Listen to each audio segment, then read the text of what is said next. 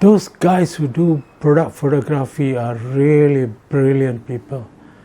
I tried it at home and I went into so many difficulties. I couldn't believe how difficult it was to do product photography. I started with a simple thing. I thought a watch would be easy. This video is about all the mistakes I made so that you can learn from what I did wrong.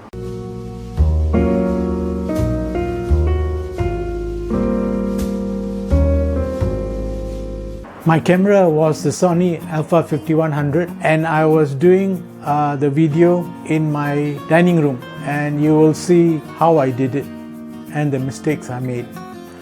Here I'm using IKEA hot plate mat to build some height for my watch display. I thought this cloth would match the table, but I forgot that it wouldn't match the watch.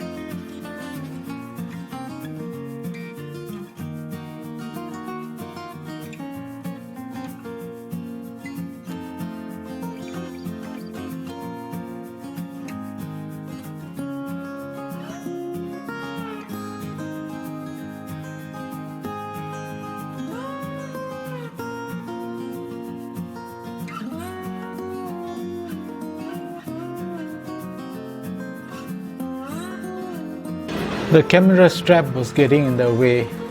I have to change it to a wrist strap. That's horrid. That Sony camera strap is really horrid.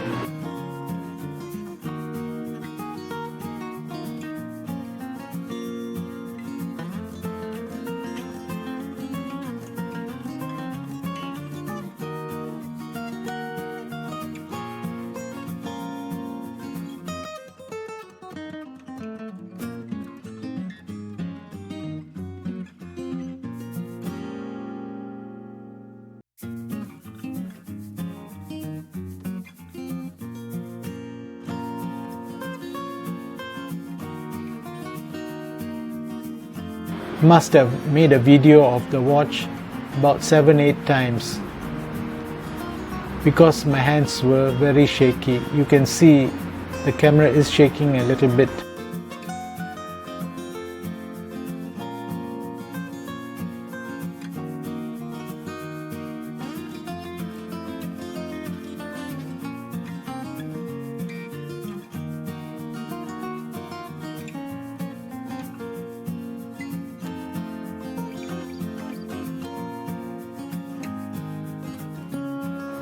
My hands are a bit shaky, so that is why I changed from handheld camera movements to using a tripod.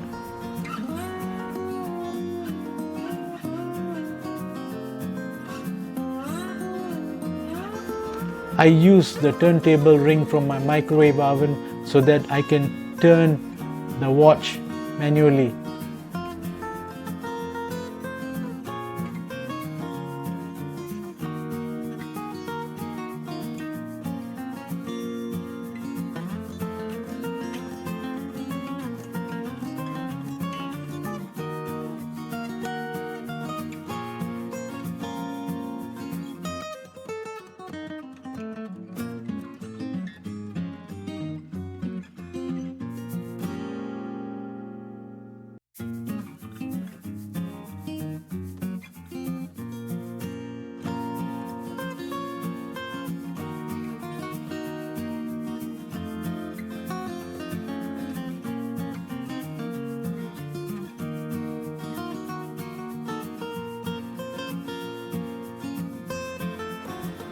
As you can see, the plate was too dark, and so the watch face is overexposed and you can't see the details of the watch.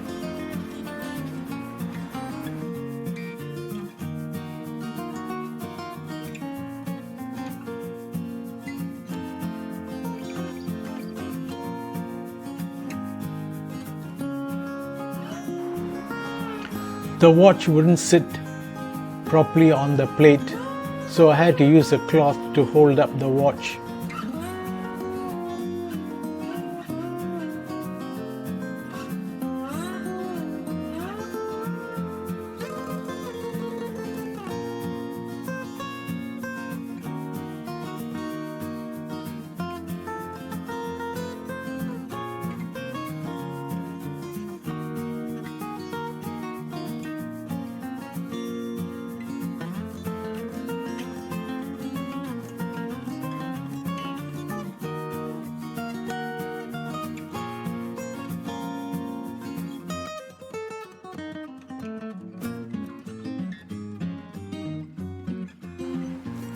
You can observe that because my camera was too close to the watch, it was out of focus.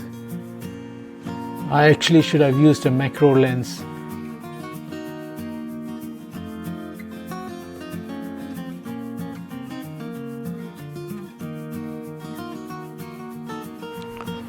Because the shorter tripod brought the camera too close to the watch, I changed the tripod to a taller one and zoomed in.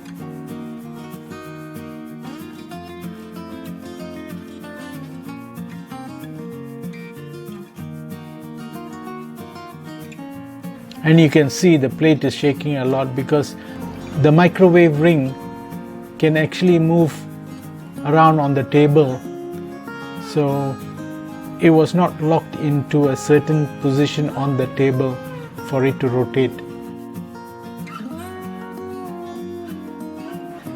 I folded the cloth to see if I could make a better video.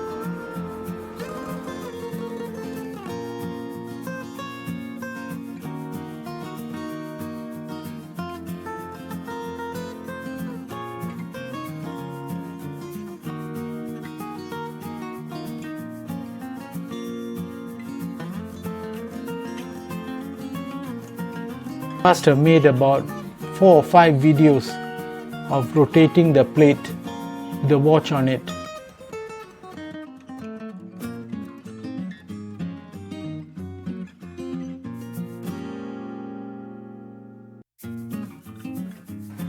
Or you can see that I forgot to center the watch, center it to the center of the plate so that it doesn't go lopsided rotation.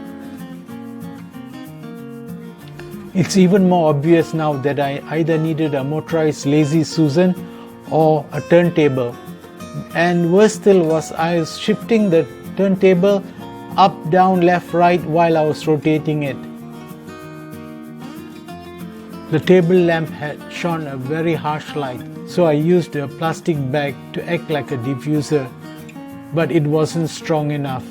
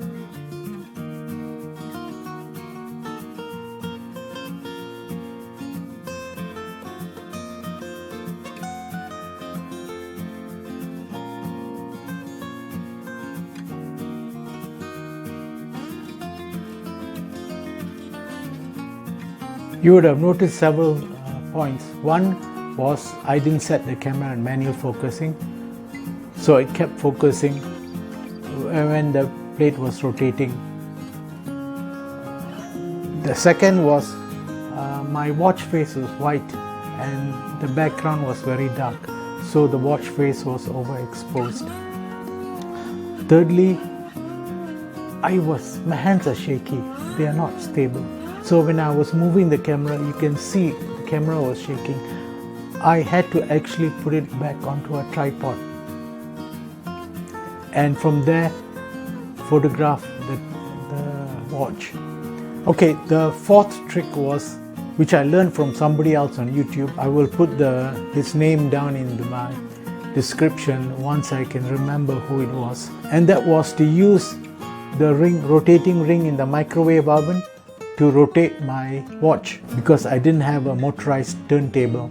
The fifth thing I learned is the motorized turntable is very important because when I turn the plate, I never turned it at a constant rate, and sometimes it stopped, sometimes it started again, right? So that is not so good for product photography. The sixth thing I learned was the background for my watch was not that great, not fantastic. It is not impressive at all. Either I should have used a cloth that is like from royal houses, velvety or fur-like, or I should have used a really reflective acrylic or perspex plate that will give me a nice reflection of the watch, and that would have been a much better video. The seventh thing I learned was that the tripod I was using was either too tall. When I changed it to a shorter tripod, it was too short and I couldn't get a height in between. So now I have to look at how to adjust the height, or maybe buy a different type of tripod. The eighth thing I learned was maybe I should have used a macro lens instead of using my Sony kit lens because I had trouble focusing when it was very close to the watch. The ninth thing I learned was that I was using a light that was too bright. I was using actually my table lamp as a source of light, and it was too bright, or rather it was too harsh. I tried to use a plastic sheet to try and diffuse the light and soften it, but that was not enough. So I really have to check out some proper lighting. And lastly, the best advice I can give you is practice, practice, practice. That is the only way you can improve your product photography or videography. When you practice, you check through what you have done and you can see your mistakes and you can improve. That is why practicing is very important. Check out the links below and please do subscribe. That will go a long way to helping me. Thanks. Bye.